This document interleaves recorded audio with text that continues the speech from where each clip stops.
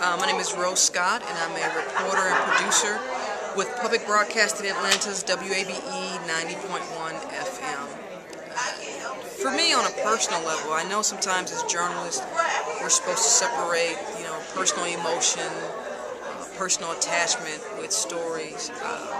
I think sometimes that's hard to do, but I think it's because for a lot of us, it is a personal reason as to why we're even in the industry. I was raised by two wonderful foster parents who raised me from the age of 2 years old to where I am now, as far as I like to say. A great success. They have passed on, but for me, it's about telling stories for a community of people who may not have that opportunity. That could be the underserved, that could be minority, that could be rural, that could be black, white, Hispanic, anybody, the immigrant community. But for this particular issue, I think what's important is that we're able to disseminate information that allows people then to make up their own mind. Do they want to be involved? Do they want to find out what's going on in their area? Maybe they don't have maybe they're not even prompted to do anything, but at least they're aware. And my dad used to always say, if you don't tell me, I can't be aware of it. So even though I didn't get the new car that I wanted, he was aware that I wanted a new car. Counts for something, I guess. but it's so true. And so it's not my job to make people do anything. It's not my job to even make people have an opinion.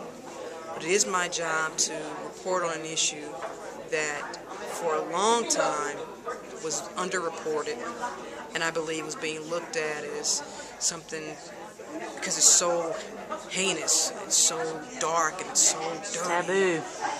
We don't want to talk about that. Sex and our children. Why not? Because it is our children.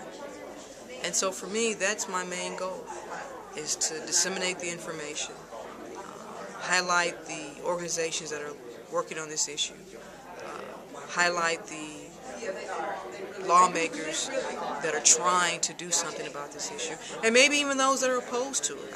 I believe in being fair. I believe in the whole opposable thumb issue here, and that is to present both sides. And then again, people can make up their own mind whether or not they want to be involved, or whether or not it's something that they think is important that prompts them to do something else.